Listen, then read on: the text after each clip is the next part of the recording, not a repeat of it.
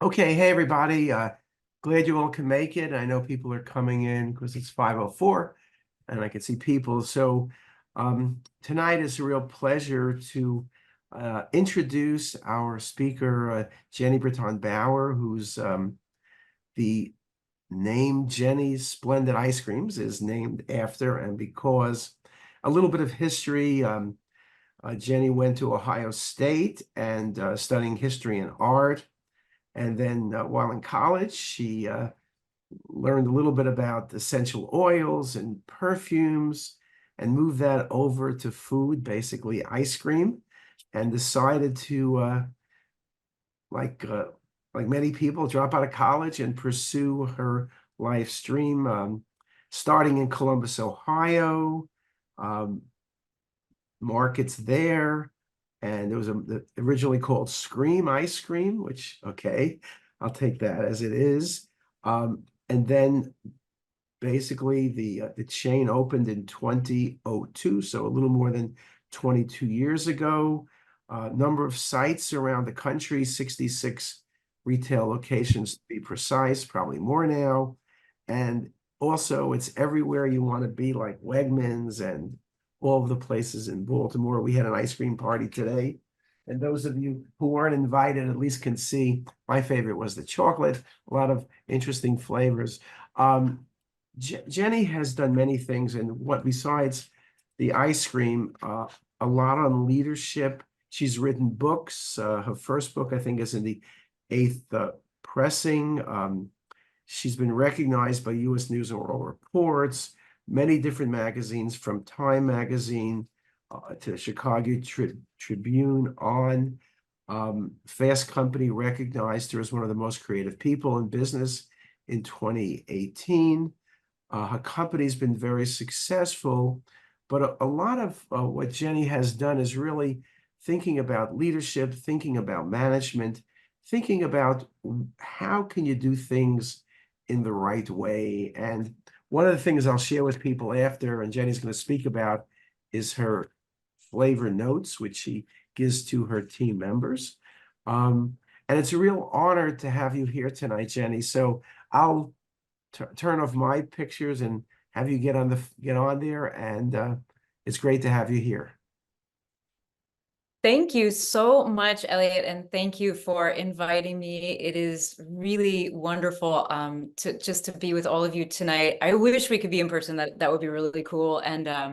But I'm so grateful that we can meet in this way. And I'm looking forward to your questions and to have a conversation. And I just love this idea that you have of kind of coming together to have a speaker and maybe to think a little differently for a little while. It also helps me because I get to see kind of your side of things, which I'm also very interested in. It's very, very exciting to me. So I think what I'll do is I will tell my story in a little bit of a richer way. And then, yeah, I'm going to share my little, it's actually tiny, this little notebook, which is called Flavor Notes. This is what I give all of our team members, and I'll kind of explain why. And I think that's kind of this little behind the scenes thing that you can take with you. And there's a PDF that you can have. And then we'll come back and I'll tell you what I'm working on now, and we can open it up for a discussion and conversation, which I'm looking forward to. So I like to think of myself as a start small and build entrepreneur. It's maybe a little bit different than a lot of the entrepreneurs that I come into contact with, especially now. There's kind of a trend to, I don't know, I like to say like start big and build, or pitch and launch, where entrepreneurship is kind of wrapped up with this idea of money. You go get money and then you go build this company and so on. But I really started, and I really believe this, that I believe that anyone in America can start where they're at and build anything that they can imagine. And so this idea of imagination and kind of stoking your imagination, and how do you keep that kind of on fire right now, and like listening to what's going on around you. I also came from struggle. My family was in a really terrible place. I was very much on my own when I was very young. By the time I was 19, And so this idea that anyone in America can start where they're at and build anything that they can dream of or imagine, was just something that I never questioned. I never doubted. I knew I could do it. And in fact, I knew I needed to do it because I wasn't a very manageable person. I had moved a lot growing up, and even though I had jobs very early in life, and I loved that, I loved working on teams. I just knew that I was going to be, I needed to be the boss. And so I knew that I was going to have to start a company, and I had to figure out how. So I got myself into Ohio State University, and I studied art. My grandmother was an artist. She was an art teacher also. And so art was very natural to me, and art history. But what I learned when I got to Ohio State University was that the university is so massive that there is so much going on, and I couldn't really just focus on art. I was interested in almost anything you put in front of me except math. I was interested in, if somebody came to me with, I found out that there was a class on vampire folklore, so I took that.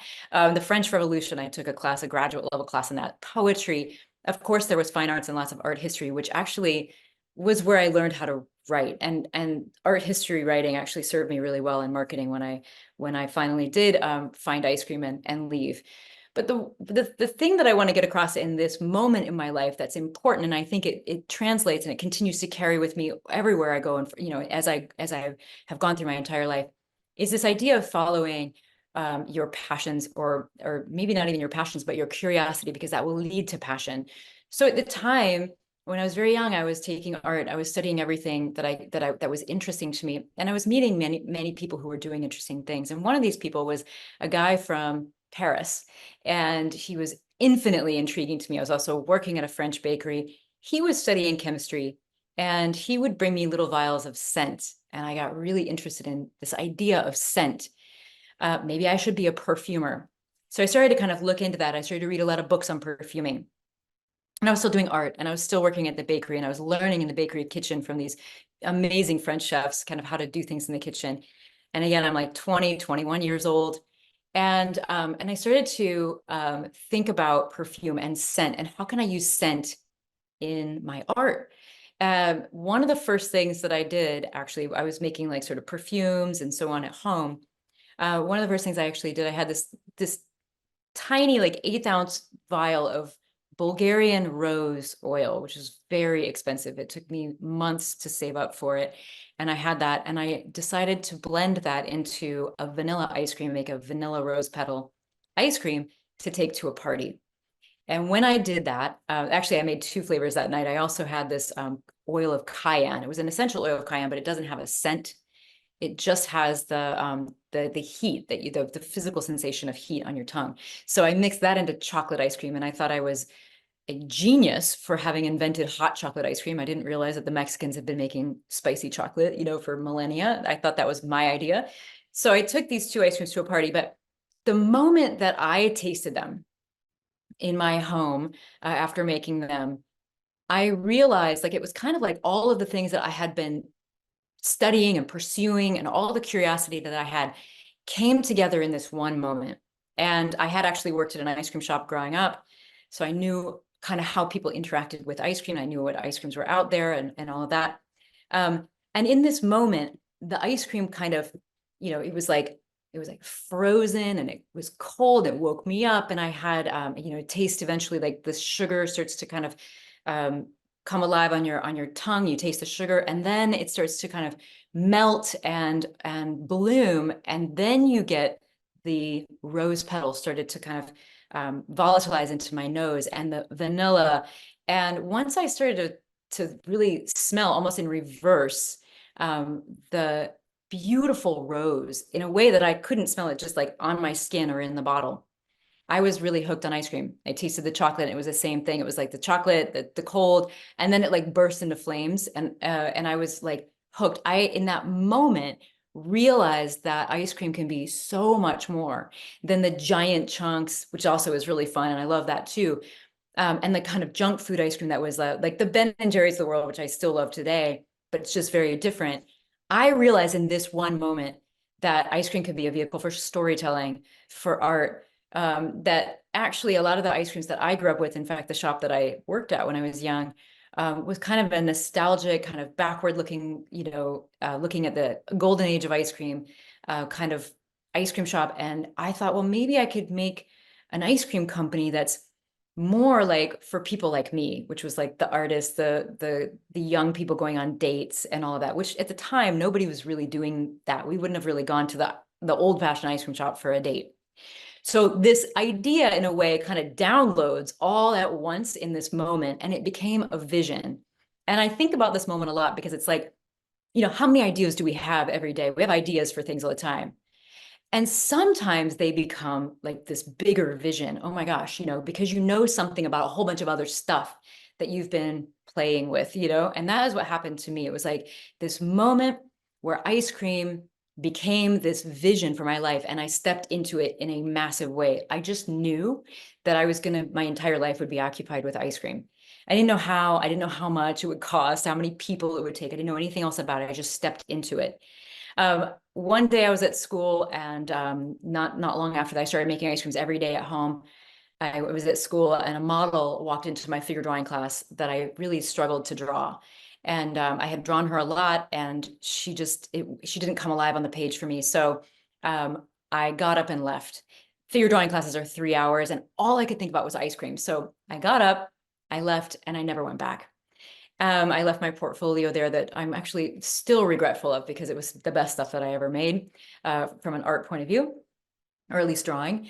And a few months later, I opened my first little shop in like an indoor public market called the North Market here in downtown Columbus. It's a very old public market, and they didn't want to let me in, and I literally begged them, and they did. And it was one of the best breaks that I've ever gotten as an entrepreneur, because it's a low cost of entry, little stand in the market that I could then open a little shop, which I called Scream, and work at every single day.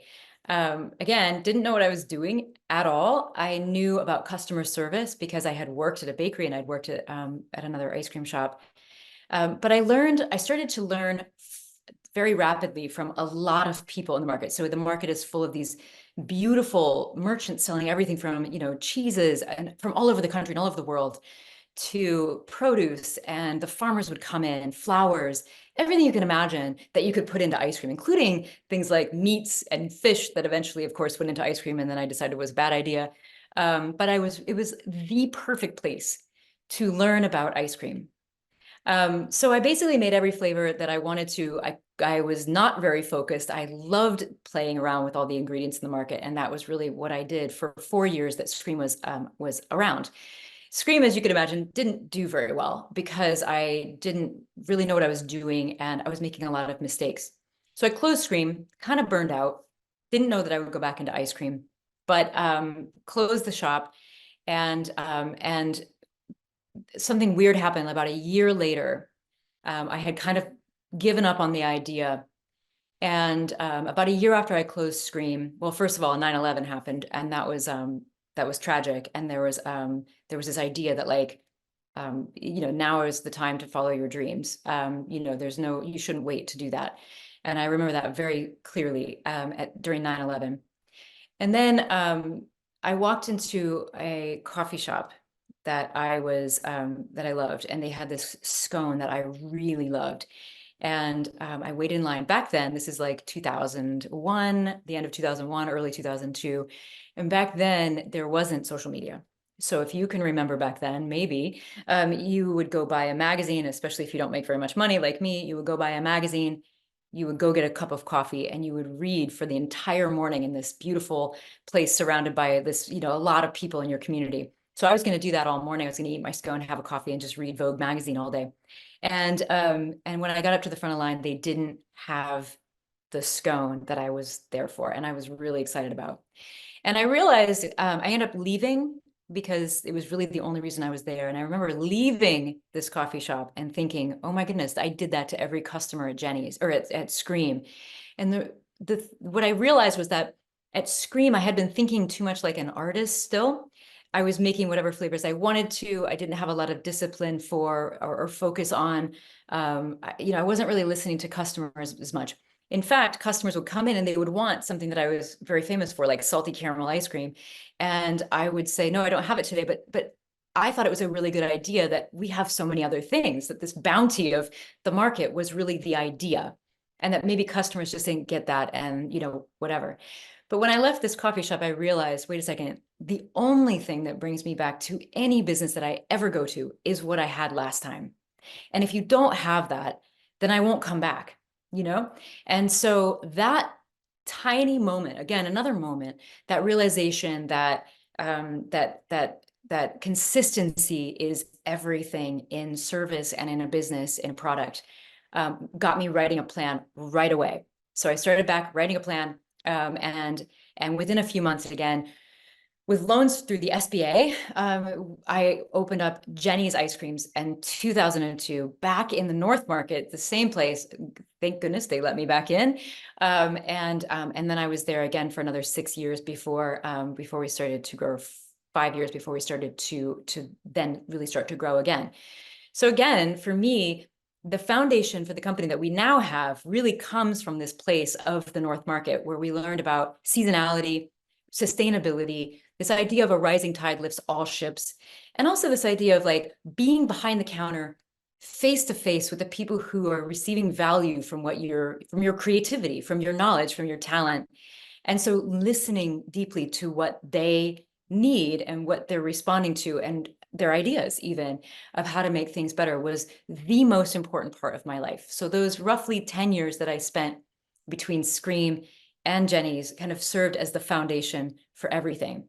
The thing that changed with Jenis was that I decided that I would have signature flavors every single day, no matter what. So we would choose like the top 8 or 10 flavors that we knew people loved, and we would never run out of them. And to this day, maybe only during COVID, maybe once, we've never run out of those flavors. They do kind of change a little bit, but they're always kind of the top 10 flavors that people are looking for. And that way you have something like when you're craving Brambleberry Crisp or Brown Butter Almond Brittle, we're going to have it. And that really changed everything at Jenis from Scream. And the other thing that changed between Scream and Jenis is that at Scream, I was the only one there. I was just this sort of little punk kid with pink hair and making ice creams. I dyed my hair brown. I cut it short. I wore a starched white shirt every single day and a white apron. I was no longer wearing just vintage aprons and vintage clothes. I was there to be your ice cream maker. I was in character, and I was really playing this role of shopkeeper, ice cream maker, and that was huge. And then the other thing was, I knew that it couldn't just be me, that I couldn't work every hour of the market that we're open, and grow the company in the way that we needed to grow in order to be the company that we wanted to be. So I knew. The funny thing was that the Lord of the Rings movies were out right around that era, that 2002 era, and I just saw it as, so now I will say now, when people ask me, what is your favorite business book? I always say it's the Lord of the Rings movies. I read them growing up and I loved the books, but I really love the movies because they just make me feel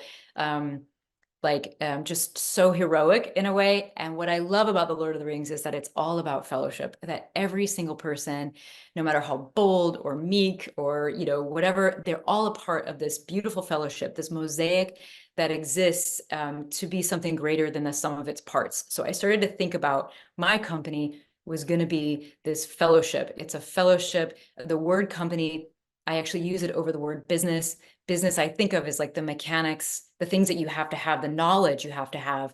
But we are a company because it refers to people. We are not alone. I am not alone. There's a fellowship here around me, and I bring in my talents every day, just like everybody else. And we all work together to build this whole thing.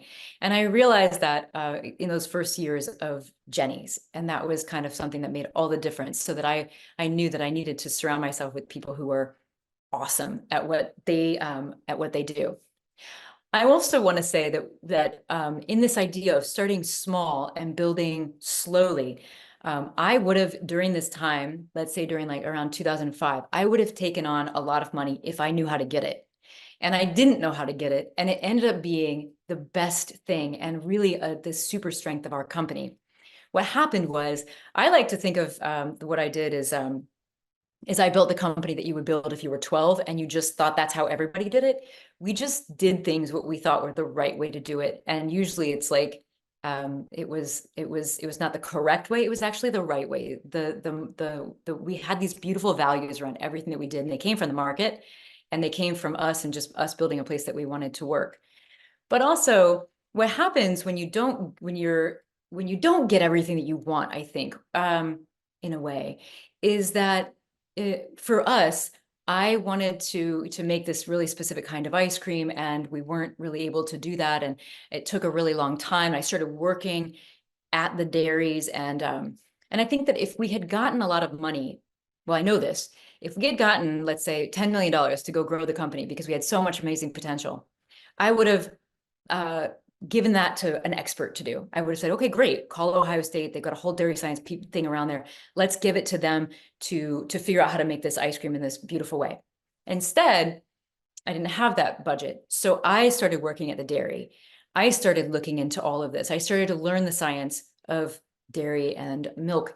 And what I learned actually at the dairy is old-fashioned dairy down in Athens, Ohio, called Snowville. It's beautiful. I learned through doing it that when we use the old-fashioned pasteurizer, the ice cream is smoother. And when we do this with the homogenization, the ice cream is smoother and actually lasts longer, and it has a better shelf life. So we figured out how to get the stabilizers out of ice cream. And we don't use egg yolks, we don't use corn syrup or high fructose corn syrup because we don't need to, because this time that I was spending at the dairy, I learned that milk proteins can do that work for us. I am not a chemistry person, but I found my way in through ice cream and through that necessity. When you like, creativity is about boundaries, and it's about tension. I wanted to do something, and I figured it out on my own at the dairy with the dairy scientists, or kind of wacky scientists at the dairy that I was working with, and he was wonderful. That sets us out to be really different. Our ice creams, if you've ever had them, they don't have stabilizers or emulsifiers or all these ingredients in them, and they're ultra creamy and really beautiful. It hasn't been done before in ice cream, not in this way. And in fact, we're still learning from it. It's a huge challenge, but it's who we are and it's what we do. And that's why our ice creams are so good.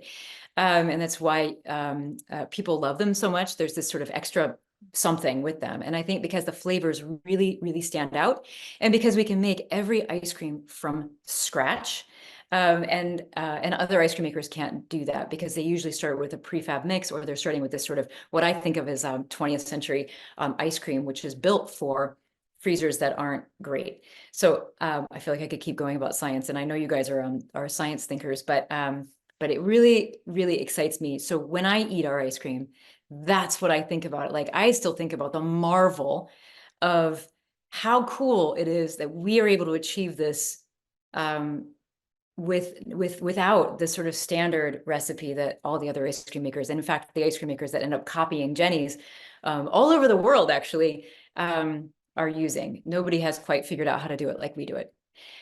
So let me fast forward. So it's a journey. It's a whole journey. It's a lot of my life. It's 26 years of my life. So as we fast forward to the last several years, we are a company that, I think you mentioned 66 stores. I think we're at 95 now. We're a company that really loves very much service. We're a B corporation, and we believe in serving others internal to inside the company first, because I think that the people on the front line, the more pride they have and belief they have in what we are actually doing that we'll never be able to talk about externally, the more they want to share that with the world. And you don't share that by saying exactly what it is. You share it by sharing this beautiful pride, which is like an energy that you give over the counter. And I feel like people feel that when they're in the Jenis realm. At our shops. So service is such an important part of what we do. It happens whether it's in our direct trade relationships with our growers and makers and producers, or whether it's with our teams and our stores, or of course, whether it's with our customers, because I've really always thought that the act of building this company has been an act of co-creation with our customers, over the counter, listening. That's just a big part of it. So we really do kind of operate as this big, I don't know, world, kind of like a community. And that's the way I started it. And that's kind of how I think. what happens as an entrepreneur eventually is that you're in the trenches, the whole growth of the company, and then suddenly you realize you've done your job. You put people in place. You've got an amazing team. They're doing great, and maybe you're kind of getting in the way. And that's kind of what's happened over the last few years. And I had to kind of realize that it's really hard for me to kind of step back, but I did, because it was a very healthy thing to do. And in that stepping back and moving into very much a support role in the company, I wrote this little book, which I would love to just go through kind of quickly with you, and you can reference it and read it again later, just because it's kind of that sort of it's just what we teach every day at Jenis, and a lot of the fun and kind of how we think about things. It's sort of silly, and it's definitely written for a 16-year-old and a 60-year-old, and I find that that people get out of it kind of what they need in a way. And I made it to fit in your back pocket, and I actually do sort of carry mine around a lot, because it tends to be like when I'm traveling, when I can pull it out and be like, and I can have it's a story, which I think is really lovely. So I am going to try to share my screen, which I have only done like 4 times in my entire life, and we'll see if this works. Which maybe, what do you think? Is that going to? No, maybe not. Let me, I see that preview. No. So maybe I can't do it. Cable iPhone. What do you think? I don't know if I'll be able to do it. well, let's see. If you can't do it, I maybe can, let me see if I could do it. And let me see. And then you could just tell me to move on. So let's see if I can do it, okay? Okay. Can you see the screen Yeah, now? I see it. Can you do like a share mode? Does it give you that? No. Okay. Well, we'll just go through it quickly, and then it'll be your little primer, and then you can kind of read it at your leisure. Okay, so I tell people, I love the word just belonging, and belonging has been something that Jenis really wants to create. And so, what you say really does matter, and the words that you choose really matter. And so the first thing people think about, or, is this idea of belonging.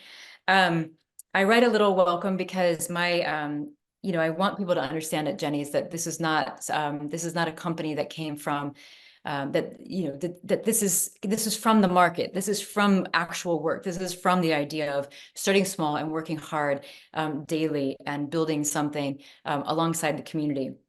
If you want to go forward a little bit, our actual mission, which I believe that a mission should be kind of like, should give you an answer to the questions. I don't go to the grocery store, frankly, without a mission. I like to have a mission about what's going on, kind of marching orders. And at Jenis, it's that we are a community of people devoted to making better ice creams and bringing people together. It sounds simple, and it is, but it's unpackable for miles. The idea of getting better every day. In the beginning, I couldn't make the ice creams that I wanted to make, and it was just about trying to go forward every day, trying to figure things out very slowly. And so there's never this stopping point where, okay, we're great. It's always about going forward and getting better.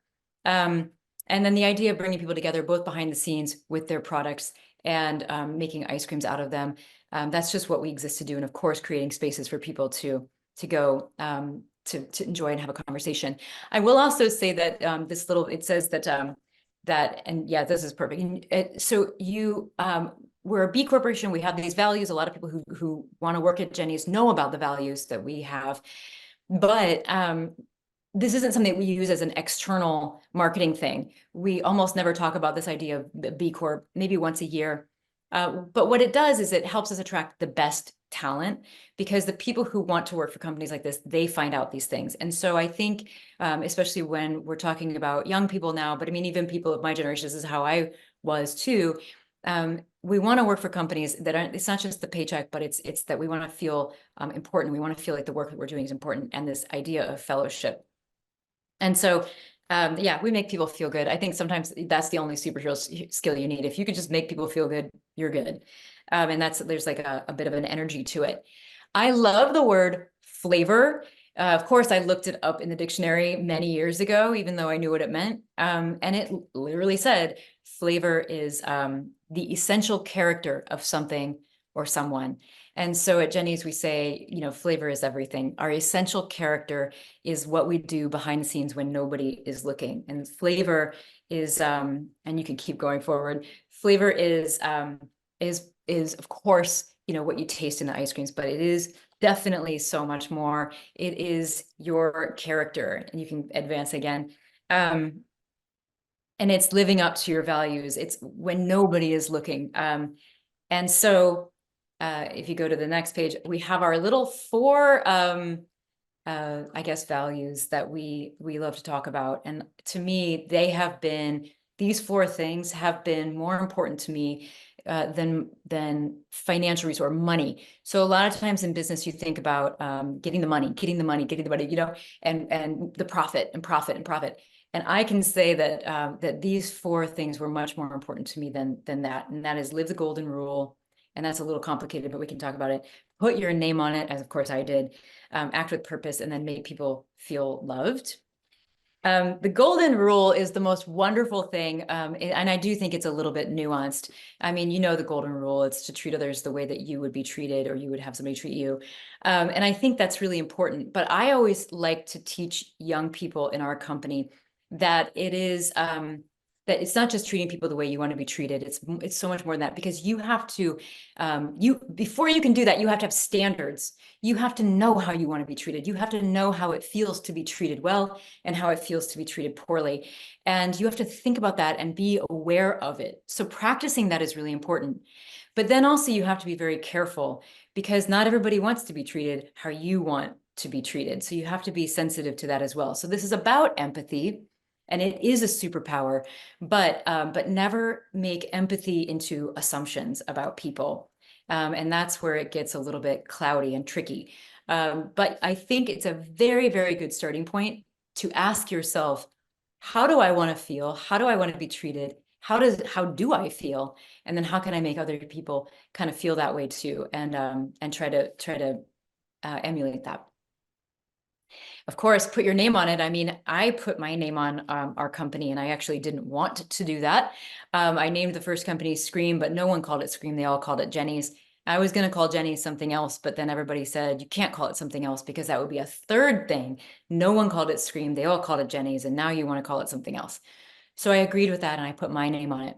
And it was the most important thing that I have ever done. I remember the first 2 weeks into business, and I was doing dishes late at night on a Friday night, probably 1 a.m, and I had this massive load of dishes I still had to do after ice cream making and serving ice cream all day. And at Scream, I would have gone home. I would have just taken off my apron and gone home, because I knew I could come in early the next day and do it. And so I turned around and my feet were swollen. I was so tired. I turned around, took off my apron, and I looked up, and there was my name on a sign made out of just paper blowing in the wind. And I realized that I could never do that again. I could never just go home. I had to make sure that everything represented my own standards. And so the idea of putting your name on it, that people will, you know, you have this power to define what your name means to other people. And that's very important. All right. And then the second to last one, let's see, we can go all the way to act with purpose. This is a really fun one with young people, because I think people sometimes are afraid to just get in and do it. And we're just saying, just do it. Just do it. You know, it'll be okay. Just, you know, just take action. I have this nice little chart where I say, you know, trust yourself, do it, ask what's next, just kind of keep going. I like this idea of think, do, repeat, and get to trusting yourself. And then the last one, which is truly the superhero skill, kind of like what we started with, which is to make people feel loved. And I really do think that love is this super power. I think that that's the power of Jenis. I think it's the power. I mean, this is why Jenis is taking Ben & Jerry's shelf space right now, which I love Ben & Jerry's. But I mean, honestly, you know, that was when I heard that we were doing that, that was pretty incredible. The idea that Jenis could be that big of a company and go up against these these companies that truly are giants in the world, in our hearts, and in the industry. And I think it all comes from just genuinely one person at a time making people feel loved behind the scenes and over the scenes, or over the counter, I guess. And that's it. I think the last slide is just turn up your magic. There is like a magic in everything that we do, and it's kind of something that I guess Elliot and I talked about this earlier, the AI will just not be able to copy. It's intuition, it's this atomic patterning, it's subtlety, and it is in this like energy that we exchange with each other. So that's that. So I share this with everybody that joins the company, and it helps me and allows me to step back. And I really love that that every day I see them bringing these beautiful values to life, and it means just so much to me to be outside of the company. Well, I shouldn't say I'm outside of the company, but to be able to watch from a little bit of a distance and not be super in it anymore. Well, So thank you so much. It's been so much fun to spend time with you guys, and yes, let's definitely meet in person sometime. that sounds And we'll wonderful. have ice cream, of course. I wish Absolutely. everybody had ice cream, but you know, Well, we did. that's And for everybody on the call, since you all, well, not all of you live in Baltimore, but I know that you can go to Wegmans. This chocolate's really good. My grandson, who wanted to be on the call, but running late, who's all of 8, was going to tell you the best flavor is the lime. There's some, I forgot the other word for the lime, but he gives you a 10 plus on the lime. So okay. Well, he's one of my, I mean, I love that one too. So tell him he's got one of my favorites as well. okay, I will tell him. And to everybody else online, I have a great evening and see you next time. Bye, Thank guys. you. Take care. Bye.